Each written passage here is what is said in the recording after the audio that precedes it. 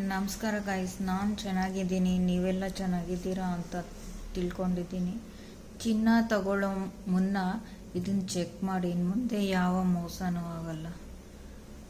ನಾವು ಯಾವ ರೀತಿ ಚಿನ್ನನ ಖರೀದಿ ಮಾಡಬೇಕು ಅನ್ನೋದನ್ನು ಹೇಳ್ಕೊಡ್ತೀನಿ. ಇದು ತುಂಬ ಮೋಸ ಮಾಡ್ತಾರೆ ಚಿನ್ನ ಖರೀದಿ ಮಾಡಿದಾಗ. ಅದು ಯಾವ ರೀತಿ ಏನೇನು ಚೆಕ್ ಮಾಡಬೇಕು, ಯಾವ ರೀತಿ ಚೆಕ್ ಮಾಡಬೇಕು ಇದನ್ನೆಲ್ಲ ತೋರಿಸ್ಕೊಡ್ತೀನಿ. ನಾವು ಒಂದು ಅಂಗಡಿಯಲ್ಲಿ ಹೋಗಿ ನೋಡೋದಕ್ಕಿಂತ ಅಲ್ಲಿ ಸುತ್ತಮುತ್ತ ಒಂದು 3-4 ಅಂಗಡಿಯಲ್ಲಿ ರೇಟ್ ಕೇಳ್ಕೊಂಡು ಬಂದು ಆಮೇಲೆ ಡಿಸೈಡ್ ಮಾಡಿ ಖರೀದಿ ಮಾಡಿದ್ರೆ ಇನ್ನೂ ಒಳ್ಳೆಯದು. ಏಕೆಂದರೆ ನಮಗೆ ನಾವು ಅನುಭವಿಸಿರೋ ಹಂಗೆ ಒಂದೊಂದು ಅಂಗಡಿಯಲ್ಲಿ ಒಂದೊಂದು ರೇಟ್ ಇರುತ್ತೆ. ಆವಾಗ ಎಲ್ಲಿ ಬೆಟ್ರ್ ಇರುತ್ತೋ ಒಂದು ಸ್ವಲ್ಪ ಹೆಚ್ಚು ಕಮ್ಮಿ ಇರುತ್ತೆ, ಅಲ್ಲಿ ಖರೀದಿ ಮಾಡಿ. ಅದರ ವೇಸ್ಟೇಜ್ ಹೆಂಗೆ, ಮೇಕಿಂಗ್ ಚಾರ್ಜ್ ಹೆಂಗೆ, GST ಹೆಂಗೆ, ಇದೆಲ್ಲ ಹೆಂಗೆ ಅಂತ ಹೇಳ್ಕೊಡ್ತೀನಿ. ತುಂಬ ಜನ ಹೇಳ್ತಾರೆ ನಮ್ಗೆ ಬರೋದಿಲ್ಲ, ಹೆಂಗೆ ಖರೀದಿ ಮಾಡಬೇಕು, ಏನು ಮಾಡಬೇಕು, ನಮ್ಗೆ ಗೊತ್ತಿಲ್ಲ, ತುಂಬ ಮೋಸ ಹೋಗಿದ್ದೀವಿ. ಹೌದು, ಚಿನ್ನ ಖರೀದಿ ಮಾಡಿದಾಗ ತುಂಬ ಮೋಸ ಮಾಡ್ತಾರೆ. ವೇಸ್ಟೇಜು ಕೂಲಿ ತುಂಬ ಆಗಿಬಿಡ್ತಾರೆ. ಒಂದೊಂದು ಸತಿ ಗೋಲ್ಡ್ ರೇಟೂ ಅಷ್ಟೇ. ಇಲ್ಲಿ ಗೌರ್ಮೆಂಟ್ ಅವ್ರದ್ದು ಏನೋ ಒಂದು ರೇಟ್ ಇರುತ್ತೆ, ಈ ಅಂಗಡಿ ಅವ್ರದ್ದು ಇನ್ನೊಂದು ರೇಟ್ ಇರುತ್ತೆ. ಇದನ್ನೆಲ್ಲ ನಾವು ತಿಳ್ಕೊಂಡೇ ಹೋಗಬೇಕು.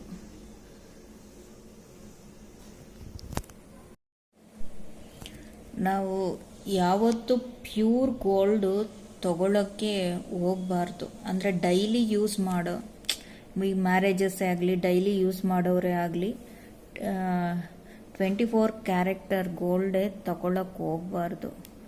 ಅದು ಯಾವ ಥರ ಆಗುತ್ತೆ ನೋಡಿ, ಈ ಥರ ಆಗ್ಬಿಡುತ್ತೆ, ಪ್ರೆಸ್ ಆಗಿಬಿಡುತ್ತೆ. ಅದು ಪ್ಯೂರ್ ಮೆಟಲ್ ಅಲ್ವಾ, ಏನೂ ಅದರಲ್ಲಿ ಮಿಶ್ರಣ ಇರೋದಿಲ್ಲ. ಅದರಿಂದ ಏನಕ್ಕಾದರೂ ಒಂದು ಸ್ವಲ್ಪ ಟಚ್ ಆದ್ರೂ ಈ ಥರ ಬಂದ್ಬಿಡುತ್ತೆ. ಇವಾಗ ನಾವು ಇದನ್ನೇ 24 ಕ್ಯಾರೆಕ್ಟರ್ ಗೋಲ್ಡು ಹಾಕ್ಕೊಂಡು ಹೋಗ್ತಾ ಇರ್ತೀವಿ. ಸಪೋಸ್ ಎಲ್ಲಾದರೂ ಹಿಂಗೆ ಟಚ್ ಆಯಿತು ಅಂದರೆ ಅದಲ್ಲೇ ಹಂಗೆ ಪ್ರೆಸ್ ಆಗಿಬಿಡುತ್ತೆ.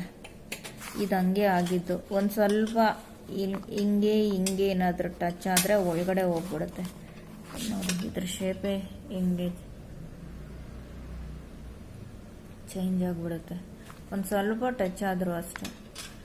ಅದೇ 22 ಕ್ಯಾರೆಟ್ ಗೋಲ್ಡ್ ಆದರೆ ಅದು ಏನೂ ಆಗಲ್ಲ, ಗಟ್ಟಿಯಾಗೇ ಇರುತ್ತೆ, ತುಂಬ ಗಟ್ಟಿ ಮುಟ್ಟಾಗಿರುತ್ತೆ. ನಾವೇನಾದರೂ ಪ್ಲೆಜ್ ಮಾಡೋದಕ್ಕೆ ಅಥವಾ ಸೇಲ್ ಮಾಡೋದಕ್ಕಾದರೆ 24 ಕ್ಯಾರೆಟ್ ಗೋಲ್ಡೇ ಬೆಟ್ರು.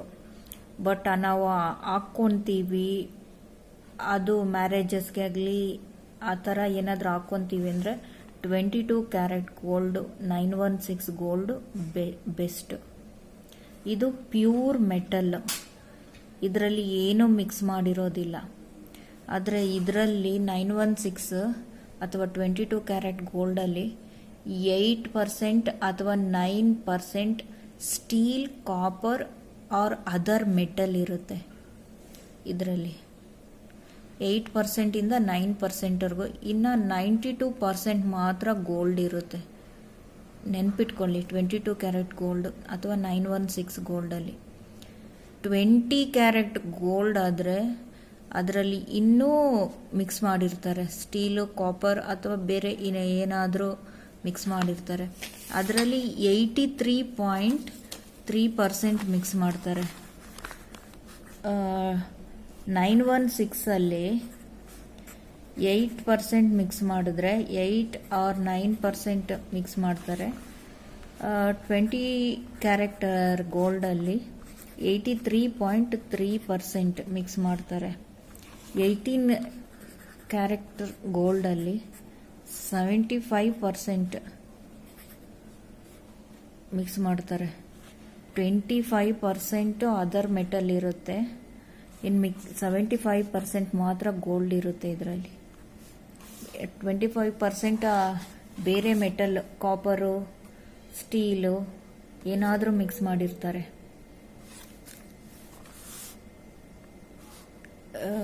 ನಾವು 916 ಗೋಲ್ಡ್ ತಗೊಳ್ಳೋವಾಗ ಆಲ್ ಮಾರ್ಕ್ ನೋಡಬೇಕು. ಗೌರ್ಮೆಂಟ್ ಸೀಲ್ ಆಲ್ ಮಾರ್ಕ್ ಇರುತ್ತೆ, ಇಲ್ಲಿರುತ್ತೆ, ಇಲ್ಲಿದೆ, ಇದರಲ್ಲಿ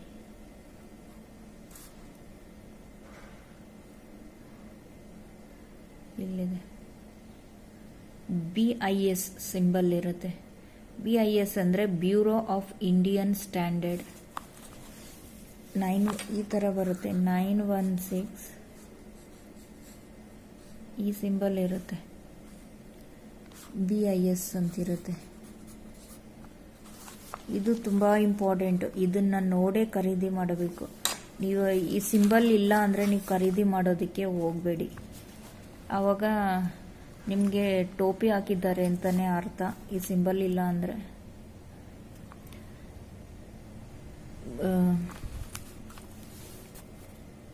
ಬೇರೆ ಕಡೆ ಹೋಗಿ ನೀವು ಕೊಟ್ಟರು ಅವರು ಇದು 916 ಅಲ್ಲ ಅಂದ್ಬಿಡ್ತಾರೆ. ಅದಕ್ಕೆ ಯಾವಾಗಲೂ 916 ಸಿಂಬಲ್ ಇರೋದೇ ಖರೀದಿ ಮಾಡಿ. ಮೇಕಿಂಗ್ ಚಾರ್ಜು ಬಂದು ಇದನ್ನು ಮಾಡೋದಕ್ಕೆ ಮೇಕಿಂಗ್ ಚಾರ್ಜು, ವೇಸ್ಟೇಜು, ಸ್ಟೋನ್ ಕೂಲಿ, GST ಇದೆಲ್ಲ, ಗೋಲ್ಡದು ರೇಟು ಇದೆಲ್ಲ ಮಿಕ್ಸ್ ಮಾಡಿ ನಮಗೆ ರೇಟ್ ಹಾಕೋದು. ಈ ಮೇಕಿಂಗ್ ಚಾರ್ಜ್ ಬಂದು ಒಂದೊಂದು ಅಂಗಡಿ ಒಂದೊಂದು ಥರ ತೋರಿಸುತ್ತೆ. ಒಂದು ಕಡೆ 4% ಹಿಡಿದು 20% ಮೇಕಿಂಗ್ ಚಾರ್ಜ್ ಹಾಕ್ತಾರೆ. ವೇಸ್ಟೇಜ್ ಬಂದು 5% 7% ಇರುತ್ತೆ. ಮೇಕಿಂಗ್ ಚಾರ್ಜು 4 to 20% ಅಲ್ಲಿ ಹಾಕ್ತಾರೆ. ವೇಸ್ಟೇಜ್ ಬಂದು 5 to 7% ಇರುತ್ತೆ. ಇದು ಸ್ಟೋನು, ಬೀಡ್ಸು ಅದೆಲ್ಲ ಒಂದೊಂದು ಅಂಗಡಿಯಲ್ಲಿ ಒಂದೊಂದು ಥರ ಇರುತ್ತೆ. ನಾವು ಅದನ್ನು ನೋಡಿಕೊಂಡು ಅವ್ರ ಹತ್ರ ಮಾತಾಡಿ ಕಮ್ಮಿ ಮಾಡಿಸ್ಬೇಕು. ಅವ್ರು ಹಾಕೋ ರೇಟ್ಗೆ ನಾವು ಕೊಡೋಕ್ಕೆ ಹೋಗಬೇಡಿ. ಸ್ವಲ್ಪ ಕಡಿಮೆ ಮಾಡಿಸಿ, ಮಾತಾಡಿ ಕಡಿಮೆ ಮಾಡಿಸಿ ಹಾಕ್ತಾರೆ. GST ಬಂದು 3%. ಇದು ಕಂಪಲ್ಸರಿ 3% ಕೊಡಲೇಬೇಕು. ₹1 ಕಡಿಮೆ ಮಾಡಲ್ಲ. ಇನ್ನು ಎಲ್ಲದರಲ್ಲೂ ಕಡಿಮೆ ಮಾಡಿಸ್ಬೋದು. ಬಟ್ GST ಗೋಲ್ಡ್ ರೇಟ್ ಅದರಲ್ಲಿ ಮಾತ್ರ ಕಡಿಮೆ ಮಾಡಲ್ಲ. ಈಗ ಗೋಲ್ಡ್ ರೇಟ್ ಬಂದು 7,160 ಅಂತ ಇಟ್ಕೊಳ್ಳಿ. ಇದರಲ್ಲೂ ಕಡಿಮೆ ಮಾಡೋದಿಲ್ಲ, ಇದರಲ್ಲೂ ಕಡಿಮೆ ಮಾಡೋದಿಲ್ಲ. ಇನ್ನು ಎರಡರಲ್ಲೂ ನಾವು ಕಡಿಮೆ ಮಾಡಿಸ್ಬೋದು. ಓಕೆ, ನಾವು ಬಿಫೋರ್ ಬೈಯಿಂಗ್ ಏನೇನು ನೋಡಬೇಕು, ಆಲ್ ಮಾರ್ಕ್ ನೋಡಬೇಕು. ಇನ್ನೊಂದು ಕಂಪ್ಯೂಟರೈಸ್ಡ್ ಬಿಲ್ ತಗೊಳ್ಳೇಬೇಕು. ಕೈಯಿಂದ ಕೊಡೋ ಬಿಲ್ಲು ತಗೊಳ್ಳೇಬಾರ್ದು. ಟ್ಯಾಕ್ಸ್ ಹಾಕ್ತಾರೆ. ಕಂಪ್ಯೂಟರೈಸ್ಡ್ ಬಿಲ್ ಏನಕ್ಕೆ ಮುಖ್ಯ ಅಂದರೆ, ಈಗ ಏನಾದರೂ ಕಳೆದೋಗ್ಬಿಟ್ರೆ, ನಾ ಪೊಲೀಸ್ ಕಂಪ್ಲೇಂಟ್ ಏನಾದರೂ ಕೊಟ್ಟರೆ, ನಾ ಕಂಪ್ಯೂಟರ್ ಬಿಲ್ಲೇ ಕೊಟ್ಟರೆ ಅವರು ಹುಡುಕಿ ಕೊಡ್ತಾರೆ. ಸಪೋಸ್ ಅವ್ರ ಕೈಯಲ್ಲಿ ಕೊಟ್ಟಿರೋ ಬಿಲ್ ಏನಾದರೂ ಕೊಟ್ಟರೆ ಅವರು ಅದನ್ನು ಅಷ್ಟೊಂದು ಸೀರಿಯಸ್ ಆಗಿ ಪರಿಗಣಿಸೋದಿಲ್ಲ.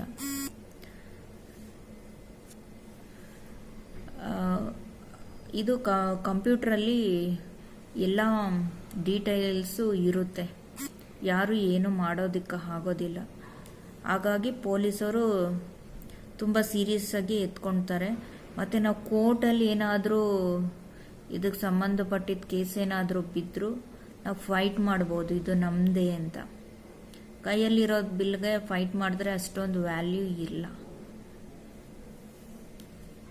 ಇದು ನನಗೆ ಗೊತ್ತಿರೋರು ಒಬ್ಬರಿಗೆ ಆಗಿದ್ದ ಕತೆ. ಕೈಯಲ್ಲಿ ಕೊಟ್ಟಿರೋ ಬಿಲ್ಗೆ ಅಷ್ಟೊಂದು ವ್ಯಾಲ್ಯೂ ಇಲ್ಲ, ಕಂಪ್ಯೂಟರೈಸ್ಡ್ ಬಿಲ್ಗೇನೆ ವ್ಯಾಲ್ಯೂ ಇರೋದು.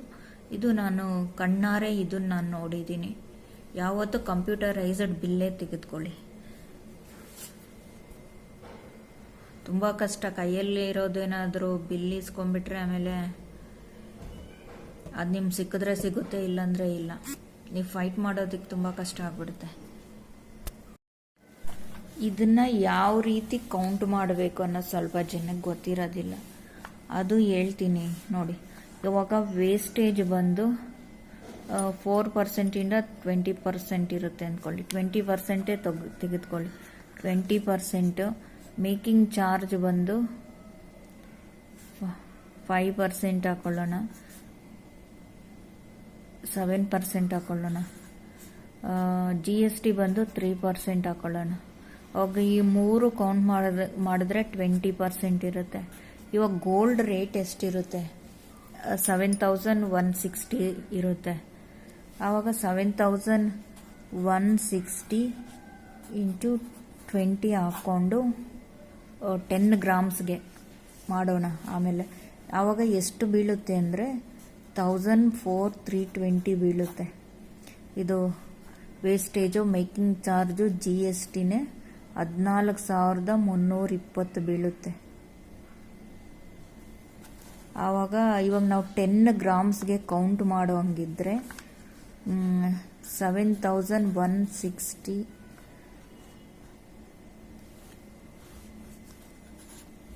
600 10 ಗ್ರಾಮ್ಸ್ಗೆ.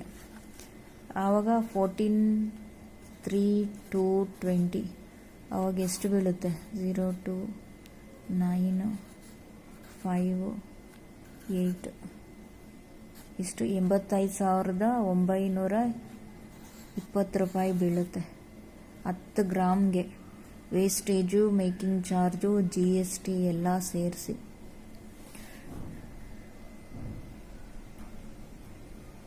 ನಾವು ಇದನ್ನ ಖರೀದಿ ಮಾಡಿದ್ಮೇಲೆ ಪ್ಲೆಡ್ಜ್ ಅಂದರೆ ಹಡ ಇಟ್ಟಕ್ಕೆ ಹೋದರೆ ನಮಗೆ ಇದೆಲ್ಲ ಕೊಡೋದಿಲ್ಲ. ವೇಸ್ಟೇಜು, ಮೇಕಿಂಗ್ ಚಾರ್ಜು, GSTದು ಕೊಡೋದಿಲ್ಲ. ಗೋಲ್ಡ್ ರೇಟ್ ಏನಿದೆಯೋ ಅಷ್ಟು ಮಾತ್ರ ಕೊಡ್ತಾರೆ. ಈಗ 14,320 ರೂಪಾಯಿ ಇದೆ, ಅದು ಕೊಡೋದಿಲ್ಲ ಅವರು. ಬರೀ ಗೋಲ್ಡ್ ರೇಟ್ ಆವತ್ತಿಂದ ಏನಿರುತ್ತೆ ಅದು. ಆವತ್ತಿನ ಗೋಲ್ಡ್ ರೇಟ್ ಏನು ಹಾಕಿದ್ದೀವಿ? 7,160. 10 ಗ್ರಾಮ್ಗಾದರೆ 71,600. ಇದು ಮೇಕಿಂಗು ಇದೆಲ್ಲ ಕೊಡೋದಿಲ್ಲ. 14,320 ರೂಪಾಯಿ ಹೋಯ್ತು, ಅಲ್ಲೇ ಹೋಯ್ತು. ನಾವು ಇವಾಗ ಮುತ್ತೂಡಲ್ಲಿ, ಬ್ಯಾಂಕಲ್ಲಿ ಇಡೋಕ್ಕೆ ಹೋದರೆ ಬರೀ ಆವತ್ತಿನ ಗೋಲ್ಡ್ ರೇಟ್ ಏನಿರುತ್ತೋ ಅದು ಮಾತ್ರ ಕೊಡ್ತಾರೆ. ನಾವು ಇದನ್ನು making charge, wastage, stone, GST ಇಲ್ದಿರ ಖರೀದಿ ಮಾಡ್ಬೋದಾ ಅಂದರೆ ಅದಕ್ಕೂ ಒಂದು ಪ್ಲ್ಯಾನ್ ಇದೆ. ನಾವು ಗೋಲ್ಡ್ ಕಾಯಿನ್ ಖರೀದಿ ಮಾಡ್ಬೋದು, ಅಥವಾ ಬಿಸ್ಕೆಟ್ ತಗೊಂಡ್ರೆ ಮೇಕಿಂಗ್ ಚಾರ್ಜ್ ಕಮ್ಮಿ ಬೀಳುತ್ತೆ. GST 3% ಕೊಡಲೇಬೇಕಾಗುತ್ತೆ. GSTನ ಬಿಡೋದೇ ಇಲ್ಲ. ಸ್ಟೋನ್ ಅಮೌಂಟು ಇರೋದಿಲ್ಲ, ಬರೀ ಗೋಲ್ಡ್ ಮಾತ್ರ ಇರುತ್ತೆ ಅಲ್ವಾ. ಅದಕ್ಕೆ ಅದು ಸ್ಟೋನು, ವೇಸ್ಟೇಜು, ಮೇಕಿಂಗ್ ಚಾರ್ಜು ಇದು ಇರೋದಿಲ್ಲ. ಮತ್ತು ಇನ್ನೊಂದು ಬೆಸ್ಟ್ ಅಂದರೆ ಈ ಬ್ಯಾಂಕಲ್ಲಿ ಸುವರ್ಣ ಗೋಲ್ಡ್ ಸ್ಕೀಮ್ ಅಂತೂ ಒಂದು ಬರುತ್ತೆ. ಅದನ್ನು ಖರೀದಿ ಮಾಡಿ ಬ್ಯಾಂಕಲ್ಲಿ ಇಟ್ಬಿಟ್ರೆ ಅದರಲ್ಲಿ ಮೇಕಿಂಗ್ ಚಾರ್ಜು ಇರಲ್ಲ, ವೇಸ್ಟೇಜು ಇರಲ್ಲ, ಸ್ಟೋನ್ ಚಾರ್ಜು ಇರೋದಿಲ್ಲ. ಮೇ ಬಿ GSTನೂ ಇರೋಲ್ಲ ಅನಿಸುತ್ತೆ ನನಗೆ. ಇದೆಯೋ ಇಲ್ವೋ GST? ಅದನ್ನು ಖರೀದಿ ಮಾಡಿಬಿಟ್ರೆ 1 ಗ್ರಾಮ್ಗೆ 7,160 ರೂಪಾಯಿ ಇದ್ದರೆ ಆವತ್ತಿನ ನಾವು ಎಷ್ಟು ಗ್ರಾಮ್ ಖರೀದಿ ಮಾಡಿರ್ತೀವೋ ಅಷ್ಟು ಗ್ರಾಮ್ ಅಮೌಂಟು ನಮಗೆ ಕೊಡ್ತಾರೆ. ಬಟ್ ನಾವು ಇವಾಗ ಇದು ಖರೀದಿ ಮಾಡಿದ್ರೆ ಗೋಲ್ಡನ್ನು ತಗೊಂಬಂದು ಮನೇಲಿ ಇಟ್ಕೊಂಡಿರ್ತೀವಿ. ಆದರೆ ಅವರು ನಮಗೆ ಗೋಲ್ಡ್ ಕೊಡೋದಿಲ್ಲ, ಬರೀ ಅಮೌಂಟ್ ಮಾತ್ರ ಕಟ್ಟಿಸ್ಕೊಂಡಿರ್ತಾರೆ, ಗೋಲ್ಡ್ ಏನೂ ಕೊಟ್ಟಿರೋದಿಲ್ಲ. ನಮ್ಗೆ ಈ ಥರ ಮಾಡಿದ್ರೆ ಗೋಲ್ಡ್ ನಮ್ಮ ಹತ್ರ ಮನೆಯಲ್ಲಿರುತ್ತೆ.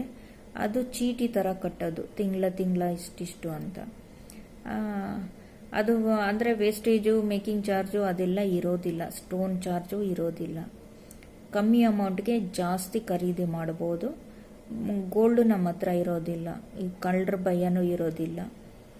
ನಮ್ಮ ಫಂಕ್ಷನ್ಸ್ಗೆ ಆ ಥರ ಈ ಥರ ಹಾಕೊಂಡು ಹೋಗ್ಬೇಕು ಅಂದರೆ ಅದು ಇರೋದಿಲ್ಲ. ಫಂಕ್ಷನ್ಸ್ಗೆಲ್ಲ ಹೋಗ್ಬೇಕಂದ್ರೆ ಈ ಥರ ಖರೀದಿ ಮಾಡಬೇಕಾಗುತ್ತೆ. Thanks for watching this video. ನಿಮ್ಗೆ ಏನು ಅನಿಸಿದೆಯೋ ಅದು ಕಮೆಂಟ್ ಮಾಡಿ. ಇಷ್ಟ ಆಗಿದ್ರೆ ಲೈಕ್ ಮಾಡಿ. Thank you so much. ಯಾವ ಥರ ವಿಡಿಯೋ ಬೇಕು